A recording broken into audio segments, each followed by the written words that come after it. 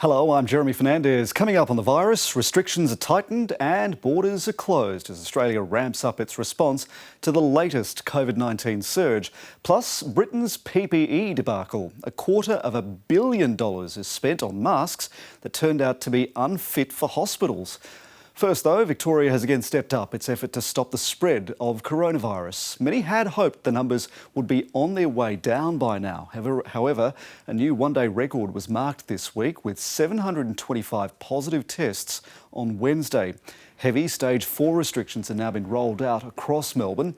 An 8 p.m. curfew is in place and fines for those caught breaking the rules have been tripled.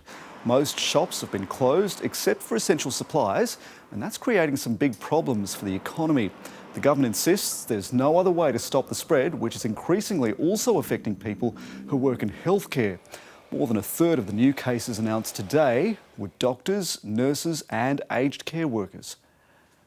It does require a really significant investigation to try and ascertain where healthcare workers have picked up their infection.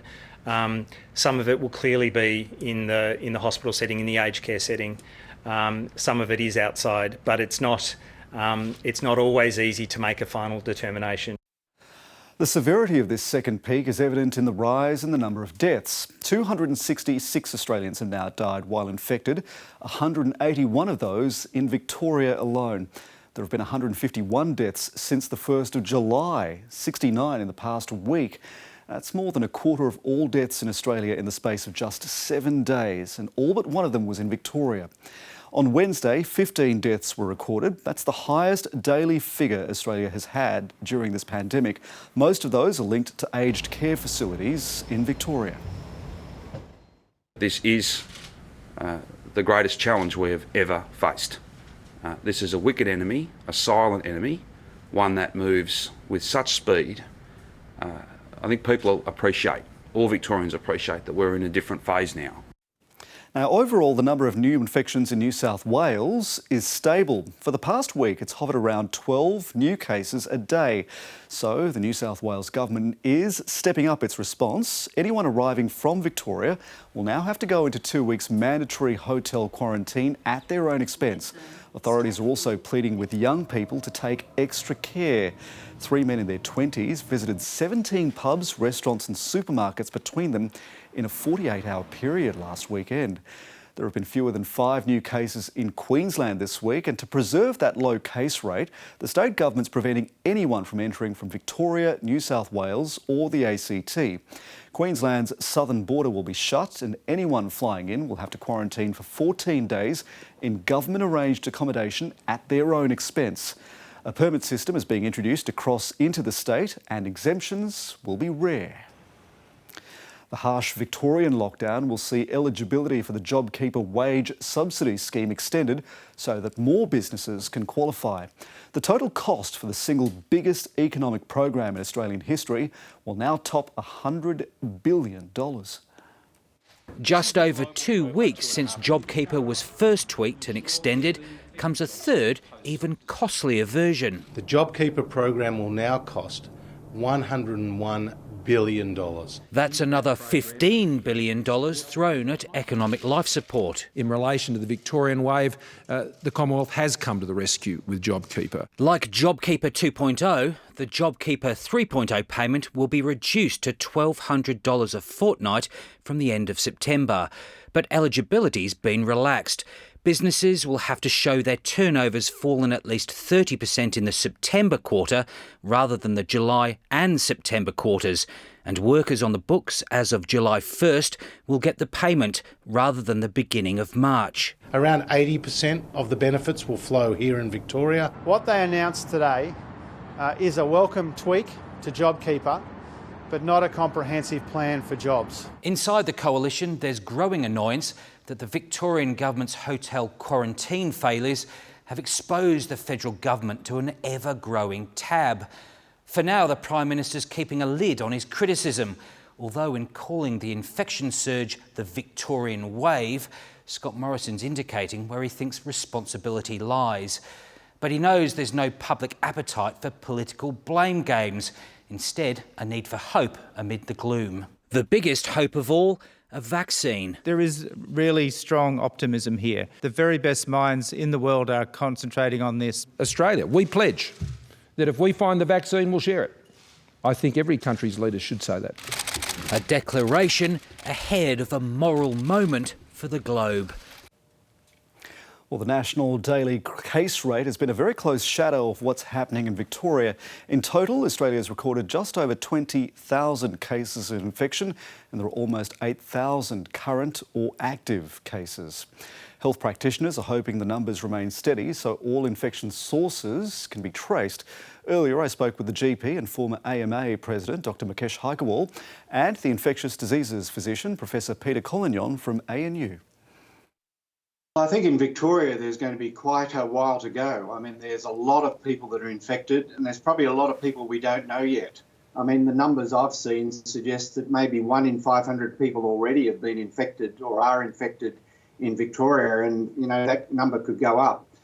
I guess, you know, and that'll take quite a while to get those numbers down because people mainly transmit this indoors to their work colleagues, to their workmates, their friends, or inside to their family. So there's still probably a lot of people in those close contacts who may not have been infected yet, even, you know, when we've identified people as infected. Dr Haikwal, what is it about the restrictions as they've rolled in gradually over the past few weeks that's not working, that's caused the numbers to stay at this level for such a prolonged period of time? Review of some of the information and data suggests that if we hadn't done stage 3 weeks ago, and we hadn't gone into this latest lockdown on this, you know, Sunday just gone, we would be in a much worse position than we currently are. So what's happened is that we have seen this thing work. The difficulty, I think, is some people still aren't taking this thing seriously. We still see people, well, until last few days when we got the curfew happening, out and about. And I think we were seeing much more of a clampdown by police and the support services to make sure that people are where they should be, which is at home. Professor Collignon, one of the most extraordinary things that's been taking place is the level of contact tracing, which is very difficult to get your head around, particularly when the numbers are so high.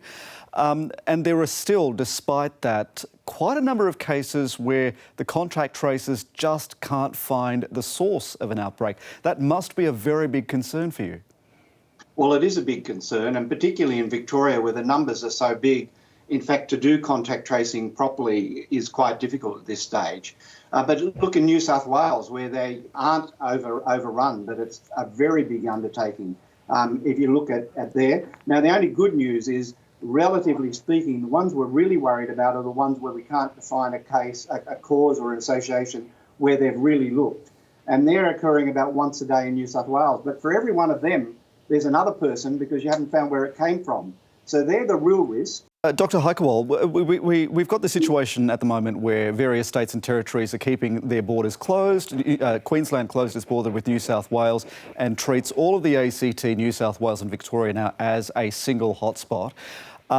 What is the risk in those states and territories outside of Victoria of this virus blowing out of control again? My real worry is it will go to other states. And what we want to do in Victoria, what I want to see happen in Victoria, is that we nail this, we lock it down, we stop it from spreading. If we can stop it happening altogether and eliminate it, which is the big hope, and I don't know if we'll ever get there, but if we do, then other states won't get that. And if they do, there's a methodology that's tried and trusted for them to use. At the moment, we're just trying everything that we can to get this right. The Premier's been very strong, very forceful, quite rightly. Our Chief Health Officer has been remarkable in keeping his cool in this situation, and we're just doggedly going through this process.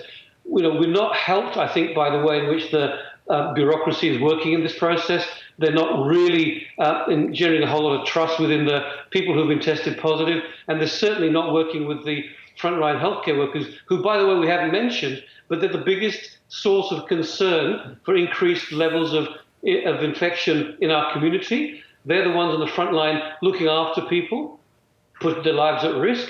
And as a group, they are not being well looked after. They're not getting access to all the things that they should be getting in terms of protective care and so on. And they've often been given a bum steer. Has the virus mutated in a way that makes it more or less dangerous? You hear theories about this, that as the virus sort of continues spreading, it becomes weaker or it becomes stronger. Peter Collignon, do you have any intelligence on that?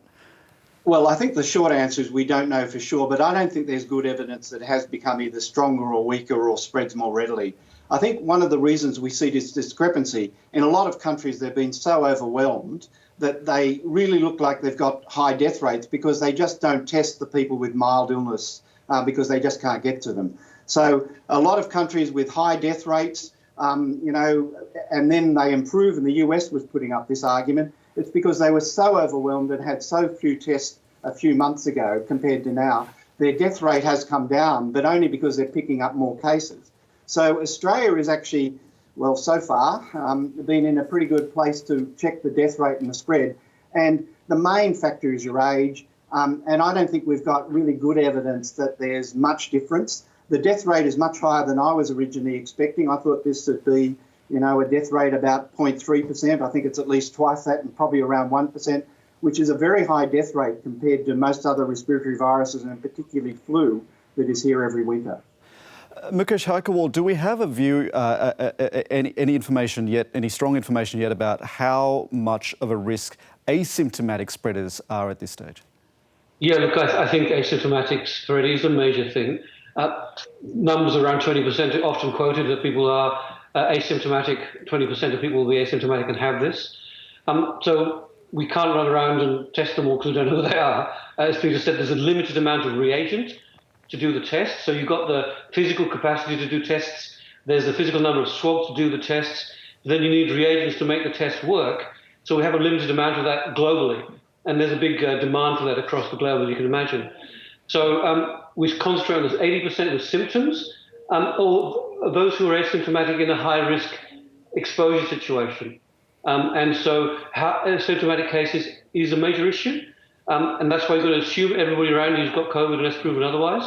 That's why you've got to keep your hands washed, keep your distance, wear a mask, and in the clinical setting, it should be an N95 mask. And certainly we use the shields as well. Mukesh Haikerwal, one of the things this crisis has brought to the fore is the way aged care is run in this country. A lot of people asking the question about how you think aged care needs to change now that we know what we do about how this virus has so badly affected aged care homes. Look, my own personal story is when I was chairman of the AMA's Aged Care Committee for Care of the Elder People, we made magnificent changes. We saw some great changes come through the system, more staffing, better care, better connection between general practice, nursing homes, hospital services, because of the levels of funding that occur, the level of governance that happens one place or the other. Today, I don't go to aged care facilities because it's so hard to work there because the levels of bureaucracy they have to deal with and the fact that you can't actually get people in there to help you look after your patients when you're there. So that's my stake in the ground. I said I'm not doing it anymore. So it's of no great surprise, unfortunately, that the level of care provided didn't allow them to ramp up the level of staffing, for instance, when this thing started to happen. I say at the outset, it may be seen as a disease of older people. It's not. It's of anybody. But guess what? The older people in this country are the ones that formed this country, forged the great nation that we have, and we built this country on their backs. We owe it to them to look after them, treat them with dignity and make sure that they get the care that they need. Professor Collignon, Erica is one of the people asking about what we know about reinfection rates in Australia and reports of short-term immunity only being offered for those who have been infected and recovered. Well, the good news so far is there's really not a lot of evidence for reinfection. That can occur with any infection, but this one it seems to be low. Some of the antibody studies that have been done have shown that the antibodies fall off fairly rapidly, but whether that means you won't have long-lasting protection, we don't know. There was a large study done in Korea that looked at people with the virus and still excreting the virus later. All it appeared to be was their same virus rather than reinfection, because that was a concern. So I think the consensus at the moment is reinfection, at least into 6 months after, into this pandemic, appears to be very uncommon. Not that it can't occur, but it's very uncommon. And most people seem to have immunity at least for 6 months. and presumably at least a year after their initial infection. Dr. Heikewal, Kristen asks what the progress is on searching for a vaccine, and Mindy asks, in addendum to that, what if there's no vaccine? The progress is these things take time. There are multiple preparations in multiple countries that are now going in trials, but to get from that trial stage to proof, to manufacture, to being able to administer it, can take anything up to 18 months. So yes, there may be a vaccine coming. It could be fast-tracked, who knows? But at this stage, it's a way off. Yes, I think it's a very live issue that we may get a situation where there is no vaccine. We have no vaccine for TB. It's been with us for generations. We have no vaccine for hepatitis. We actually have no hepatitis C vaccination. We've actually got treatment for it. So we may be looking at treatment rather than vaccination. We didn't get vaccines for the original SARS or the MERS. So unfortunately, it may not happen. But there are other things that can happen, and treatment may well be part of that. And I think that's what we have to hope for. First a city, then a country, then the world. With reports of deaths on most continents and no vaccine in sight, the questions remain. How far will the virus spread? How many lives will it take?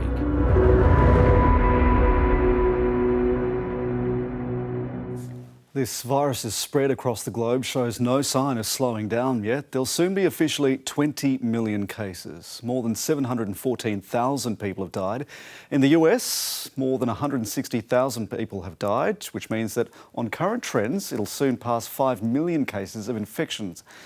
India is now the third country to have passed 2 million cases, but World Health authorities are worried that India's numbers are actually much higher, and some are accusing the government there of covering up the actual fatality rate.